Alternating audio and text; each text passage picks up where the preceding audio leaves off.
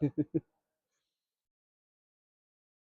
firstly, at the start of your career in 1986, you won the gold at the Youth World Championships. So how important would you say that victory was for you?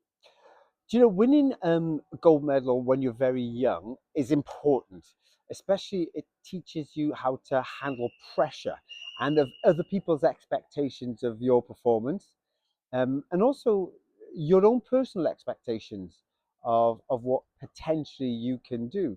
So if you learn to deal with pressure very early on, as the competitions get bigger and more important on the global stage, you've already got that learning behind you, which is it was absolutely priceless.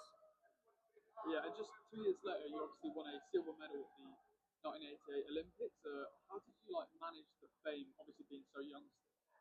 Yeah, it's interesting when you leave from being a successful junior and then going into the senior ranks, because that can be daunting in itself. Because all of a sudden, when you're a dominant junior, you're the best in the world. All of a sudden, when you get thrown into the seniors, you get kind of ordinary all of a sudden. But I was lucky that my acceleration into senior high hurdling was pretty good. So to go into an Olympic Games at the age of 21, um, and to come out with a silver medal was just like a dream, because I never would have expected that was going to happen to this young kid from Wales. And dealing, I guess, with all of a sudden a lot of, I want to say, people's interest in you was hard, because there's no university degree that you can get for being a champion. You know, it'd be nice if there was one. I'd have applied, put it that way, but it can be difficult, daunting. In the same terms, it's very exciting too. And obviously, you won so many like medals and awards throughout your career, but obviously didn't manage to pick up an Olympic gold medal. But in 1992, you won your heat, which turned out to be a faster time than the gold medal winner got. Was that hard to like come to terms with? Because obviously you were the best hurdler in the world at that point. It's always, I think, not winning the Olympic Games for me was something that is a personal disappointment, because I knew I had the physical capabilities of doing that. And so that is itself is a personal disappointment. And I know lots of people invested time and effort in me as an individual also. So when you don't feel like you've totally delivered for them, again, it's that sense of being disappointed. But the reality was that I just got injured, and there's not much I could have done when I got injured on site. It would have been much better if I'd have gone into the competition with the injury, because I'd have been mentally prepared to compete with that injury. But all of a sudden, when things were absolutely perfect, you're the world leader, and all of a sudden you get hurt, it really just shocks you, really, like hugely. So, yeah, it was one of the most frustrating things ever in my life. Um, and on reflection, the good thing was my training partner won. That was a good thing, because with the training partner winning, I knew that training was absolutely spot on, and it wasn't bad preparation. It was just bad deliverance of the preparation, which caused me to fail. So I knew if I could improve that, then I should be back and the best. Yeah, you got injured in the second race, didn't you? Yeah, On the yeah. last hurdle. And the injury in the second round, funnily enough, was all down to me as well, because I didn't warm up. So I didn't prepare myself, because I was world number one. I just run the fastest time quite comfortably, and I thought it wasn't necessary just to get through to the next round. So I was very I, slack is the word I'd use more than anything else. And you can't, even when you're the world number one, at the very highest levels, be slack. You've got to always, always, always keep on it. Yeah, and obviously just a year later, you won the World Championships with a world record time. Like, how much mental strength did it take you to obviously come back from the disappointment the year before to go on and do what you did? I always say failing is the true, really the true talent if you return, because it's quite easy when you're successful constantly all the time to kind of just ride this wave of success. It's when things don't go right and you return to being at the very top is the true strength of your talent. So for me, hugely on reflection, it was a tough year. Um, I knew that the world's eyes were watching me now. I knew the world's eyes were questioning my abilities at major championships. Even though I'd won European and Commonwealth titles, they were doubting whether I have the ability to win global titles, a world or Olympic Games. And when you have that in your back of your mind, when you're trying to prepare for a world championships, is a huge amount of pressure. But I knew I was in great shape going into the World Championships. I broke the European record, come very close to the world record into quite a stiff headwind. So I knew I was capable of breaking the world record. But the question is, when? That is it.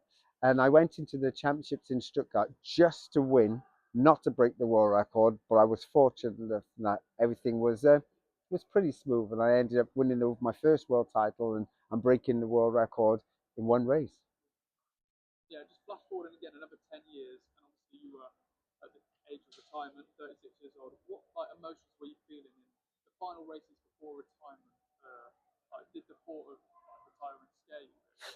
Retirement in athletics is quite interesting because I was successful from a very young age all the way through, and I only knew athletics as a sport. I knew nothing of the real world. So when I was going to retire, I was going to be like a 17-year-old kid emotionally because I did everything the same from I was 17 to I was 36. Monday was 150s and hurdling, Tuesday was weights and circuits, Wednesday, it was the same. So all of a sudden, when you're going to retire, there's lots of question marks you have of yourself. What am I going to do? What am I capable of? Have I learned anything? What's the real world like? Will I ever see the real world? And how am I going to fill time? That was going to be the biggest thing. But I knew when I was going to retire that athletics was done. I was too tired of the sport. I just wanted what I describe as liberty. I wanted to go and snowboard. I wanted to learn how to ride a motorbike. I wanted to have like youthful fun in my mind, um, without any constraints on me. So I knew it was going to be time to retire. But the real worrying factor was, what am I going to do with my time? Fortunately, I found a lot of things to do to fill that time. So you previously stated that you've experienced sort of like anxiety and anxiety attacks after retiring. Like, what did you say you found so difficult about? Anxiety attacks come from every kind of angle, I think. I mean, for me, it was worry. So when I had the outlet of my sport, worry was, well, am I worried if I'm in good enough shape? Am I worried, can I deliver a performance? Etc. You've got something quite physical to hang it on, to hang worry on. But once I'd retired, I didn't have anything physical. There was no physical outlet. So the worry really kind of then manifested into anxiety and panic attacks. And I suffered from them on a regular basis. I still do suffer from anxiety and panic attacks sometimes. And so it's something that doesn't leave you because you don't have the same outlet. But now I very much know when they're coming on, and also know a coping mechanism, how to be able to manage the emotions that you're gonna about to feel and how you can control them. And going into retiring into sport really set them and trigger those off because I didn't know what I was going to do with my life. And you retire quite early, and you've got a lot of living to do. Yeah.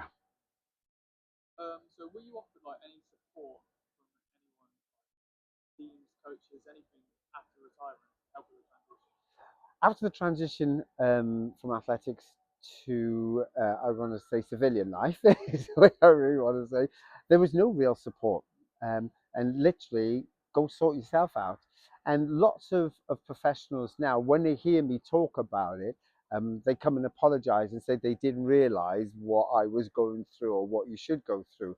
But on reflection, for me, I feel like that should be part of their training, is that they should know when athletes are about to retire, this could potentially happen to them.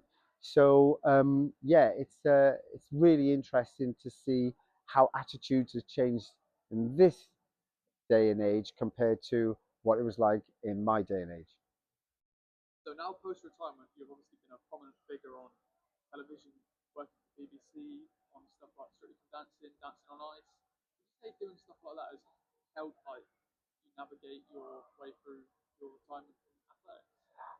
100%. I think my second career in being a personality now, I guess is the word I do, is massively helped the transition from being an athletic star. Um, I, I remember saying this to somebody quite recently that if I knew what I was going to be doing when I retired from athletics, I would have retired from athletics 10 years earlier. Not saying I didn't enjoy the final 10 years of my athletics career, because I still won loads of medals and titles in the last 10 years of my career.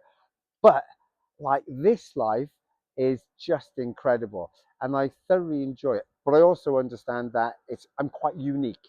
So it's not doesn't happen to everybody to have the opportunities that I certainly had post my athletic career. So I generally do think every day I'm pretty blessed with the ability to have the life I have today. And what is it like you're doing today? Can you just explain what like, the Ever Active Champions like? What Yeah. is amazing? I think one of the things when you've been successful is that people like to latch on to successful stories because that can inspire and motivate them to be the best versions of who they potentially could be.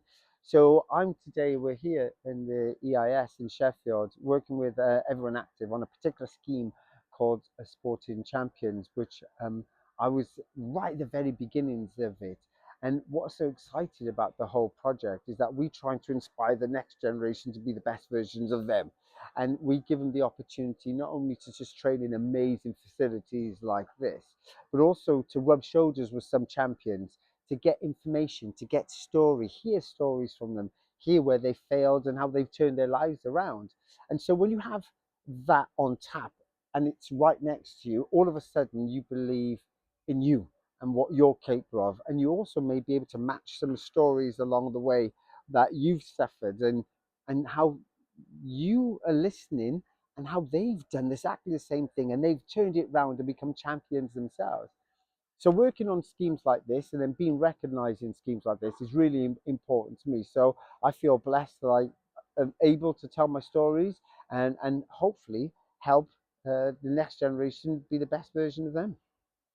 And finally, like, what advice would you give to athletes who are just about to or have just retired and not really sure what to do next? If you're just about to retire, I would say don't worry. You will find in life what's there for you. Don't take anything for granted. You still got to work hard at things because there are lots of people all striving for that same kind of dream and goal. But also, don't be fearful of it, and really enjoy your retirement. That's all the questions I got.